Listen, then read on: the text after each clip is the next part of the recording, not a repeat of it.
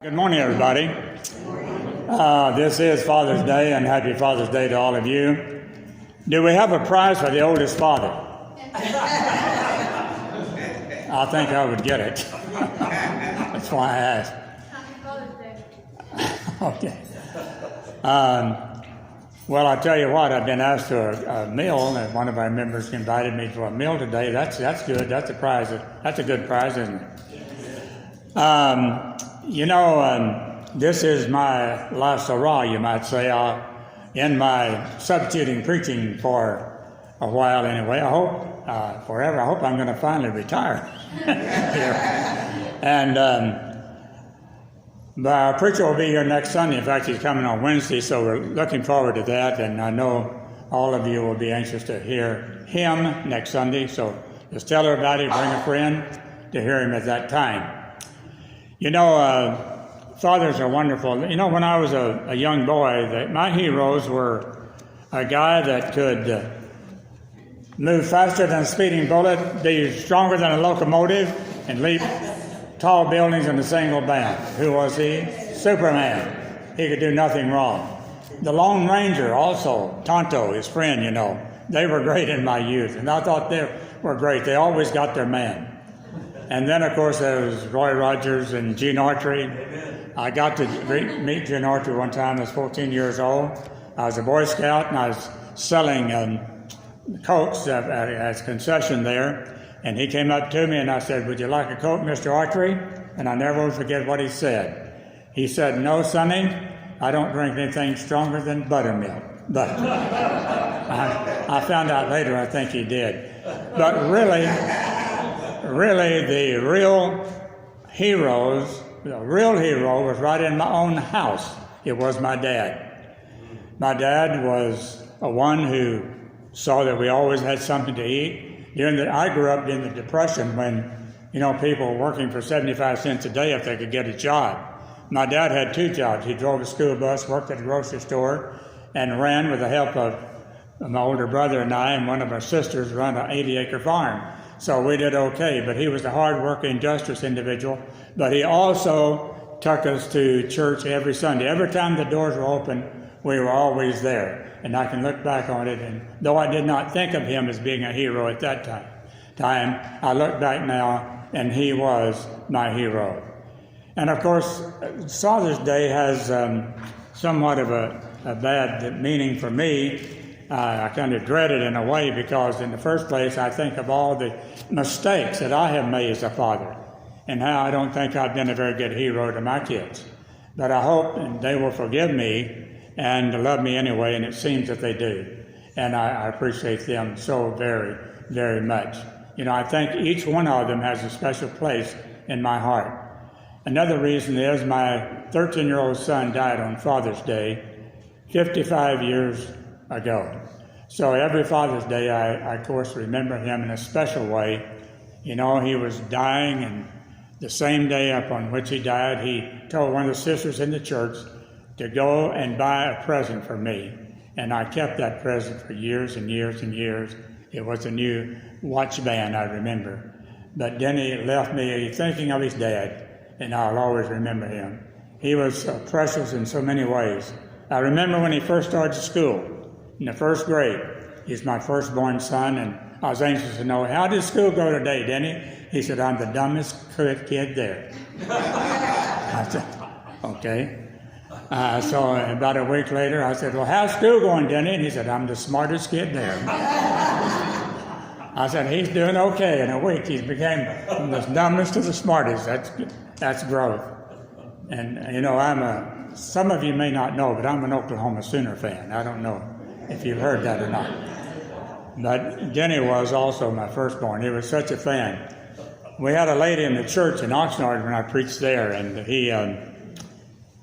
she asked me, said, "Brother Marshall, I've just bought a brand new RCA, I believe it was, color television." That's whenever we had a little black and white TV. They were the first one, I believe, in congregation to have a colored TV. They said, "You and Denny can come over to my house Saturday afternoon and watch the Oklahoma Sooners play the UCLA Trojans, Bruins, whoever were playing." So I told Danny, I said, now we can go over to Sister Murray's, or we can watch it here at home. He said, Dad, I want to watch it here so we can just sit and holler as loud as we want to. So he was precious as each one of my kids.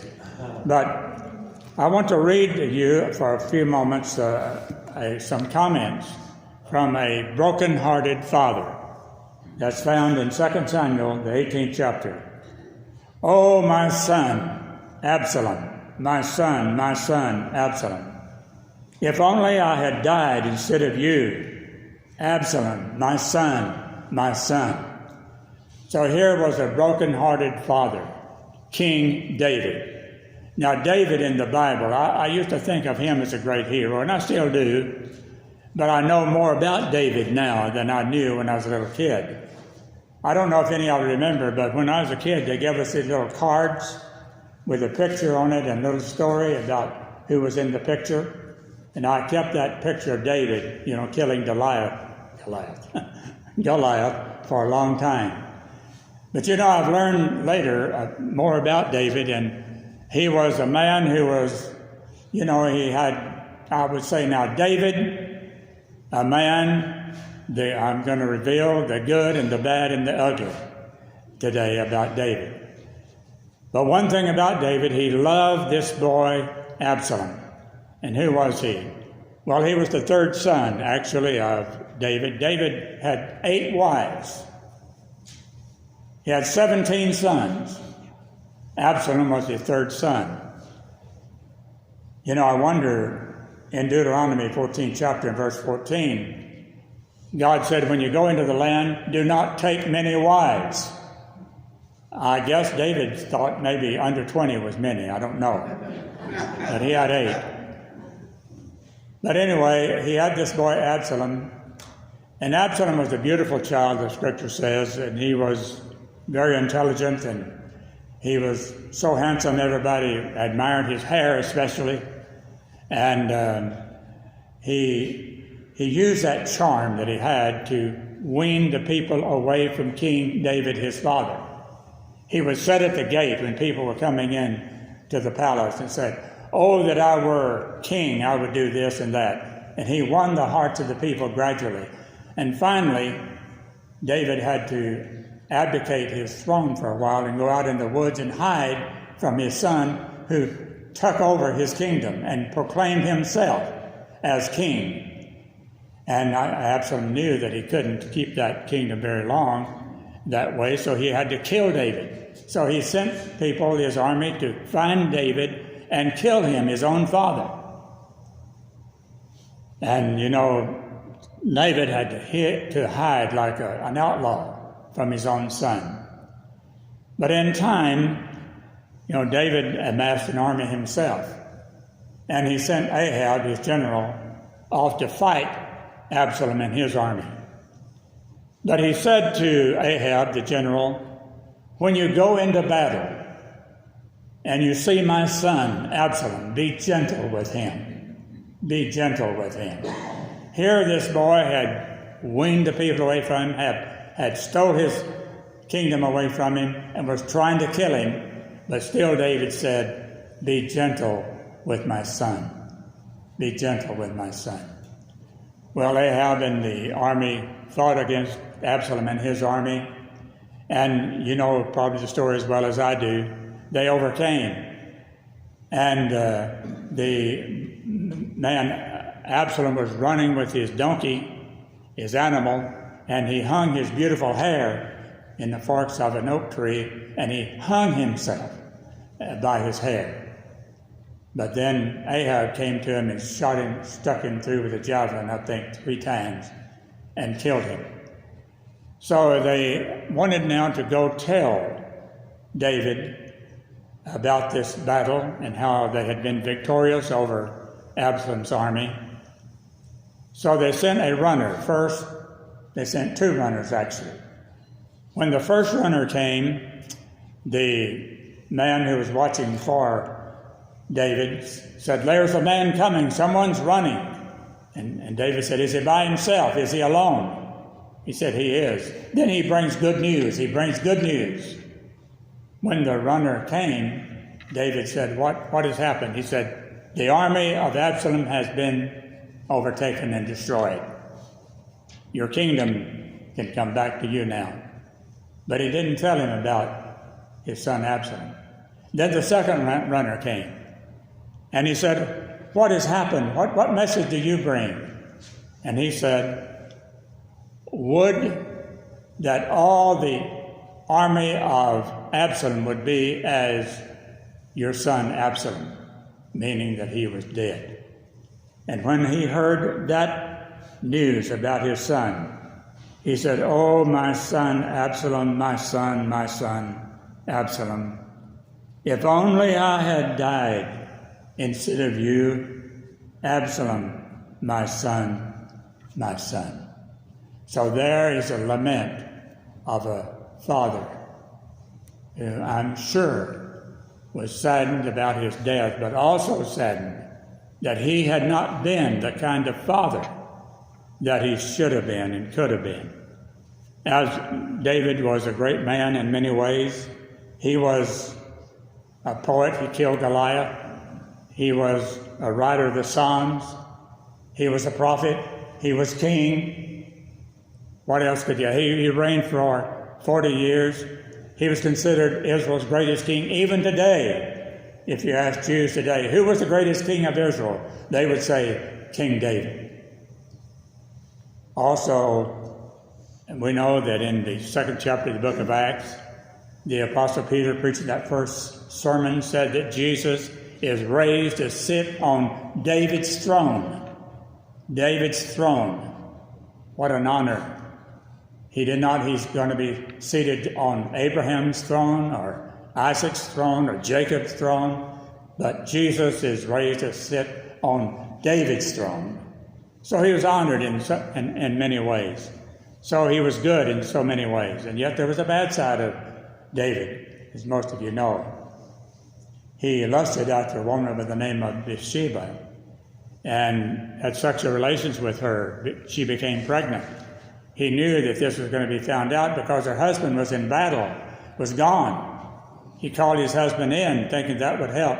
The husband refused to go to his wife. So he knew that he had to do something about the husband now. So he had Uriah killed, the husband of Bathsheba.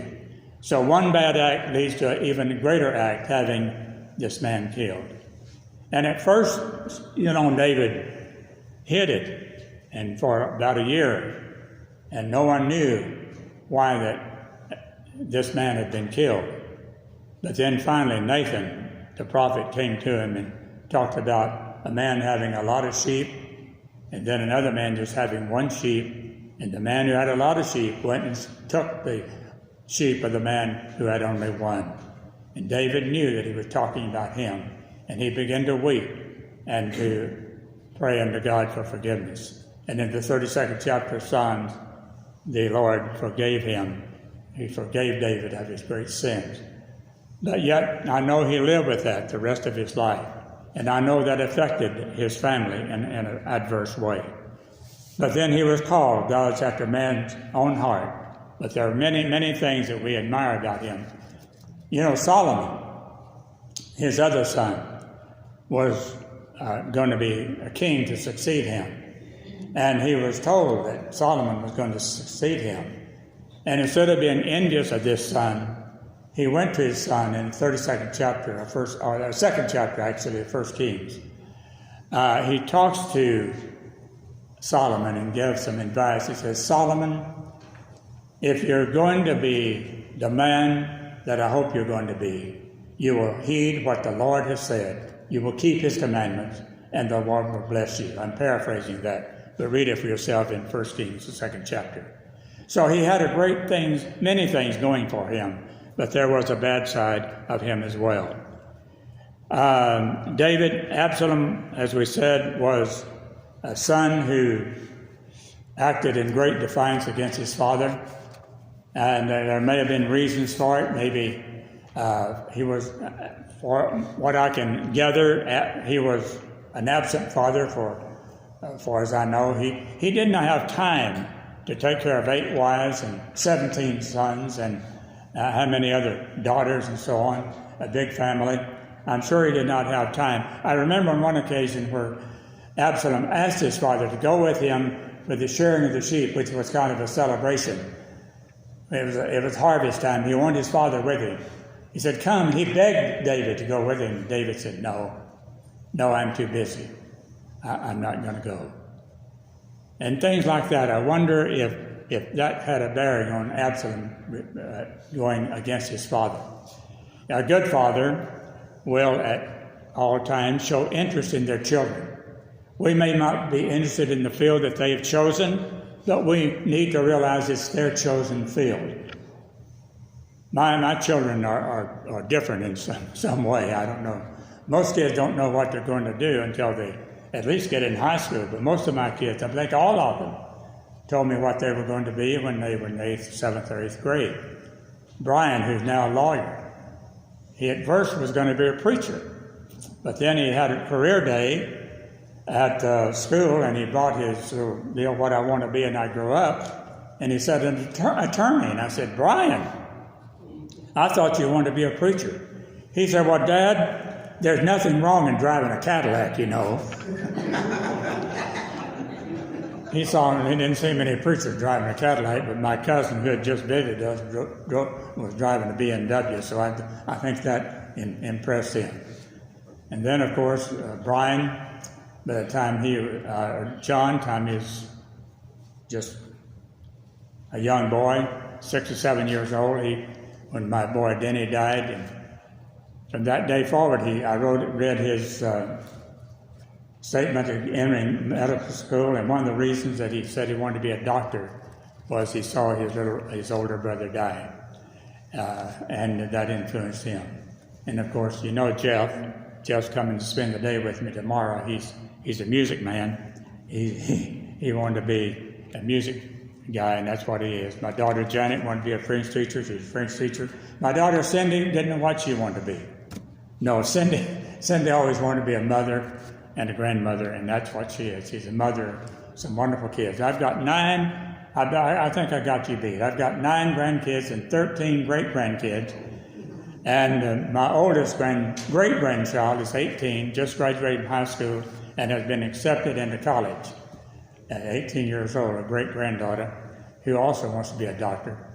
And then, of course, I have Denny, who came along. You know, I told you about it a while ago. I hope you'll give me a license to talk about him a lot. He's on my heart this morning.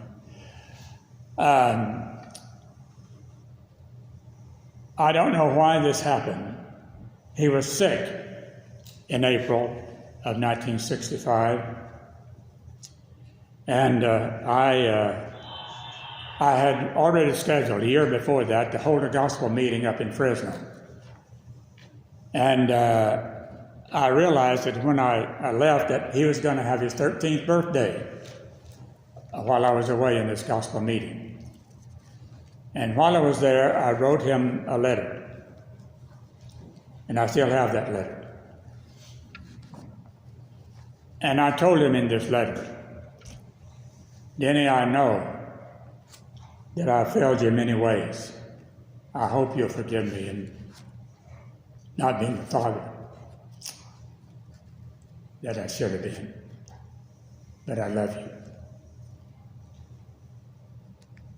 And in this letter, I said, you have indicated that you want to preach the gospel.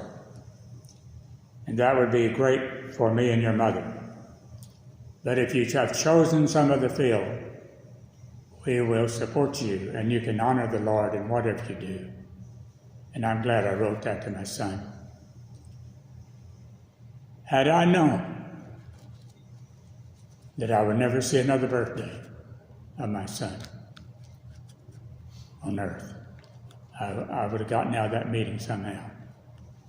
I didn't know. I thought he had hepatitis. 2 months later, he was gone. All my children are precious, as yours are. I often say I got the most wonderful kids and grandkids and great-grandkids on earth except yours. Except yours. And I want to be a good father. I want to show them my love and concern, and they show their love for me. There's a poem I'd like to leave with you. A boy wrote about his dad. I don't know who wrote it, but it kind of rings true to me. He's the best thing, Daddy is. That is when he ain't got the rheumatiz. Gives me pennies and good advice about keeping clean and being nice. Saying please and don't deceive, handkerchief instead of sleeve. Seemed like Daddy knew he was once a boy like me too. Second table for him I expect, with nothing but the chicken neck. Anyhow, he says, give the kid the best there is. And when Ma sends me off to bed, he always takes the light ahead and holds my hand and talks about the things that used to be when he and Uncle were little boys, and all about their games and toys. What I'm going to be, gee whiz, I'm going to be like Daddy is. I'd rather be like him than president or anything. He's like Ma says, Angels is. That is, when he ain't got the rheumatiz. And you know, I've got another poem the group from Gaither put into a song called He's My Shadow. And that is so true, fathers. Our children are our shadow. They watch everything we do, how we treat people, how we react to people. They're watching us. So we need to be the best father that we can be, realizing that even though we try to be the best we can, we don't always do everything right. But God bless all of you fathers. I love you all, and your mothers too. Sometimes we said this morning, there was a Mother's Day a long, long time before they had a Father's Day. But one little girl, said to her preacher one time, they honor mother every year, but they don't honor fathers. I want to honor my father. And from that girl, Father's Day was established, I believe in 1911. So every year now, we have Father's Day. May God bless you all.